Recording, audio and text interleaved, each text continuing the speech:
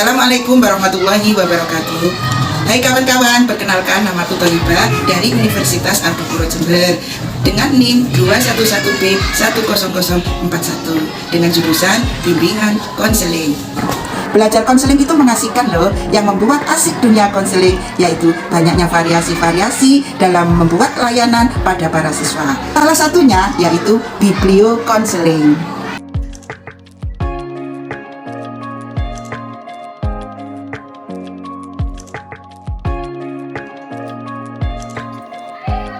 Assalamualaikum warahmatullahi wabarakatuh. Waalaikumsalam warahmatullahi wabarakatuh. Bagaimana kabarnya anak-anak hari ini?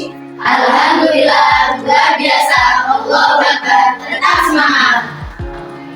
Alamin dengan fadlillah Allah, kita telah dipertemukan dalam rangka bimbingan konseling kelompok dalam keadaan sehat walafiat. Mudah-mudahan pertemuan kita membawa keberkahan dan kemanfaatan yang banyak. Amin ya rabbal Amin.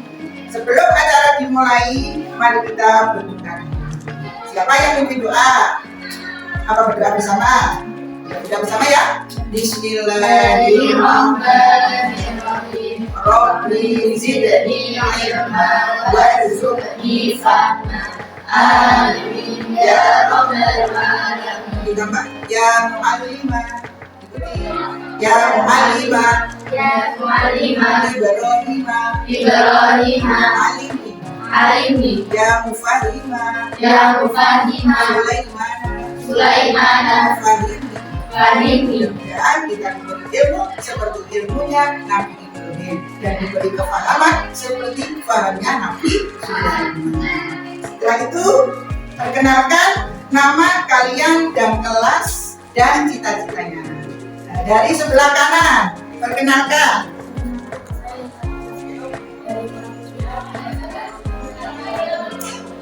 Mudah-mudahan tercapai cita-cita. Ya lanjut.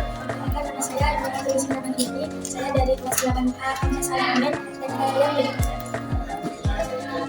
Perkenalkan, nama saya Dila Surya dari kelas 9A MTS Al-Qur'an. Cita-cita saya menjadi guru. Perkenalkan, nama saya Ayu Fitriana. Saya dari kelas 9A MTS Al-Qur'an. Cita-cita saya menjadi guru. Perkenalkan, nama saya Ibu Alia Jumaya dari kelas 7A MTS Al-Qur'an. Cita-cita saya menjadi dokter. Perkenalkan, nama saya Fizati Zaidun Hafiza dari kelas 8A MTS Al-Qur'an. Cita-cita menjadi guru. Bagus. Lanjut. Perkenalkan, nama saya Mifal Jannah, kelas 8A Al-Qur'an. Cita-cita saya menjadi dokter. Perkenalkan, nama saya Galuh Halu dari kelas 9 MTS Al-Qur'an. Cita-cita saya menjadi penerjemah. Perkenalkan, nama saya Ibu Nurul dari kelas 7A MTS Al-Qur'an. Cita-cita saya menjadi Bagus, semua sudah menjelaskan nama kelas dan cita-citanya. Semoga harapan ibu semoga sampai semua cita-citanya terkabul. Anak-anak sekarang guru mau menjelaskan. Guru jelaskan dulu mengenai bimbingan konseling kelompok. Ini kita menggunakan metode biblio konseling. Apa itu biblio konseling? Ada yang tahu? Biblio konseling, terapi psikolog menggunakan buku bacaan sebagai jembatannya. Dengan membaca buku ini, diharapkan kalian bisa mencontoh, menjadi aspirasi kalian, bisa menjadi motivasi kalian untuk kedepannya. Tahapan pertama yaitu identifikasi. Kalian mencari buku, terus membacanya untuk identifikasi karakter-karakter tokoh-tokoh yang ada di buku. Dengan membaca buku, diharapkan kalian merasa terhubung dengan para tokoh yang kamu baca. Tahapan kedua yaitu tahapan pemahaman. Bukan berarti sekedar memahami isi buku, tetapi juga memahami karakter dan perilaku, motivasi yang diceritakan oleh karakter-karakter yang diceritakan dalam cerita tersebut. Dengan demikian, diharapkan bisa terjadi transfer baik perilaku, pola pikir maupun emosi yang dirasakan. Kalaupun tidak bisa memindahkan perilaku, setidaknya menyadari bahwa ada sifat positif maupun sifat negatif, mana yang diterima dan mana yang harus dihindari. tahapan terakhir adalah tahapan universalisasi. Lewat membaca dan diskusi, kalian dapat merasakan bahwa kalian tidak sendirian. Ada orang lain yang di luar sana yang juga sudah berjuang dalam menghadapi masalah yang sama. Normalisasi, wajar-wajar aja bahwa orang yang dulu pasti ada masalah. Tetapi dengan saling belajar, dengan pengalaman, kalian akan menghadapi masalah yang ada. Dengan demikian, kalian mampu untuk memecahkan masalahnya yang dihadapi. Dari sini anak-anak paham? Kalau sudah paham, kalian cari buku.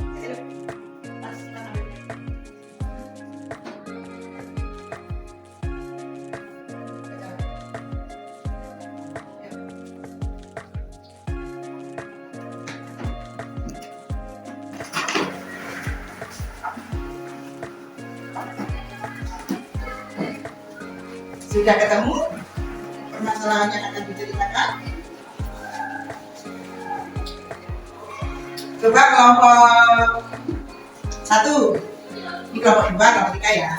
Coba kelompok 1 dibacakan. Nanti gambar itu.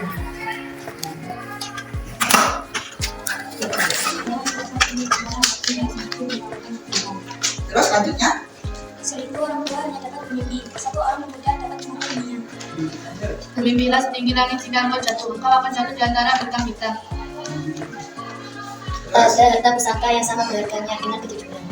Keberanian bukan berarti tidak takut. Keberanian berarti menaklukkan ketakutan. Kurang cerdas dapat diperbaiki dengan belajar. Kurang cakap dapat dihilangkan dengan pengalaman. Namun tidak jujur itu sulit diperbaiki. Sabar itu nggak ada batasnya. Kalau ada batasnya berarti nggak sabar. Memuliakan manusia berarti memuliakan penciptanya. Merendahkan dan menistakan manusia berarti merendahkan dan menistakan penciptanya. Bukalah hatimu dan bertindak. Sudah semua? Nah, sekarang Bu Guru tanya dari kelompok 1. Apa yang bisa kamu ketik dengan kata-kata mutiara yang ada di buku tadi? Barang siapa ingin mutiara? Itu ya? Coba dibaca lagi. Barang siapa ingin mutiara harus berani terjun di lautan dalam. Apa maksudnya itu? Nah, bagus. Ada lagi? Sudah. Bagaimana tadi? Kalau ingin? Jika kamu menginginkan sesuatu, kamu harus berusaha. Kita harus berusaha dirinya sendiri harus berusaha sekuat tenaga untuk memecahkannya. Terus yang itu motivasi yang kelompok 2 kan? Kelompok 2 siapa? Apa itu? Baca coba dibaca. Ada harta pusaka yang sama berharganya dengan kejujuran. Berarti tentang jujur ya. Apa yang bisa kamu pilih dengan kejujuran? Jujur. Coba jelaskan. Siapa yang mau menjelaskan? Kejujuran yang berharga. Gimana? Kejujuran yang berharga.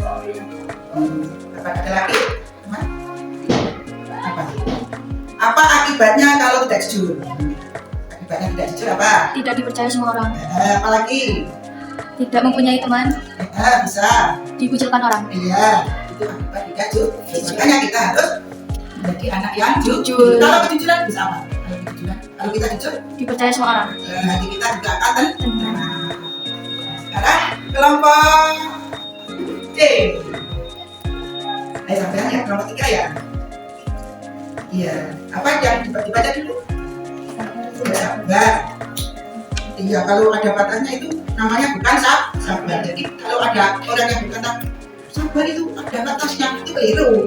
Yang betul adalah sabar itu tidak ada batas. Batasnya kalau ada batasnya namanya tidak sabar. Makanya sabar itu dicintai Allah. Amalan apa yang bagus adalah sabar karena tidak terbatas pahalanya itu tidak terbatas. Kalau orang yang sabar pahalanya itu kalau tidak terhitung itu berarti berapa? Itu ada hitungannya. Banyak sekali, makanya kita harus menjadi orang yang sabar. Sabar itu dicintai Allah ma'as sabirin.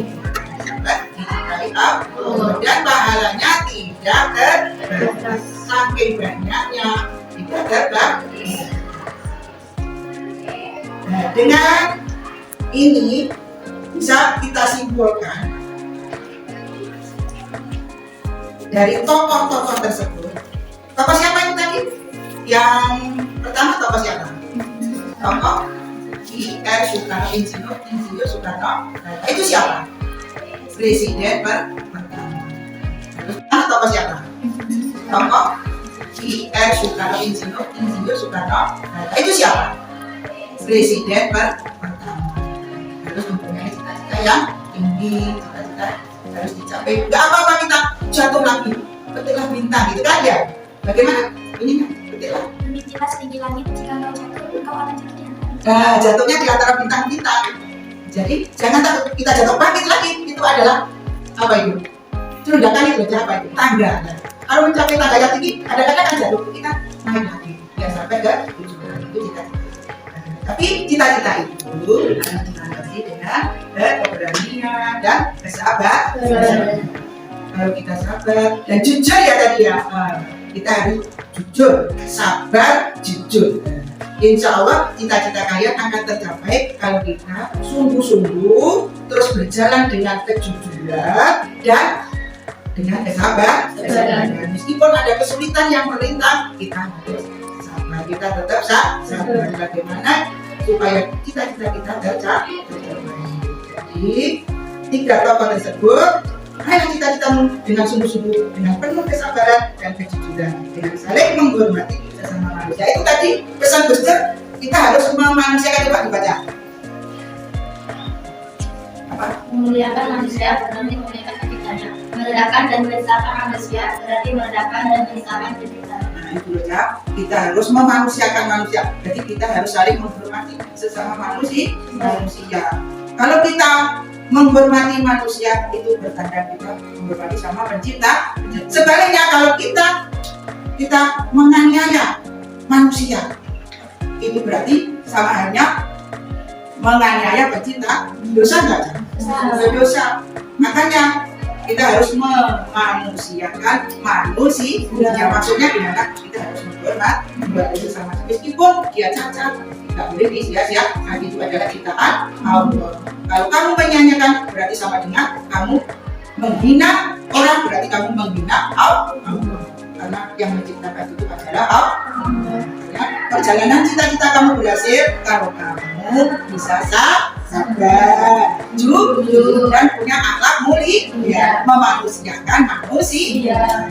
Mudah-mudahan setelah pertemuan ini kalian bisa mengambil hikmah dan manfaatnya untuk perjalanan hidup kalian. Dan ibu minta maaf kepada kalian apabila ada kesalahan ibu atau mengganggu aktivitas sampean. Ibu mohon maaf yang sebesar-besarnya ya. Mau? Dari sini kami akhiri. Allahumma muwaffiq ila aqwamit thoriq. Wassalamualaikum warahmatullahi wabarakatuh. Waalaikumsalam warahmatullahi wabarakatuh.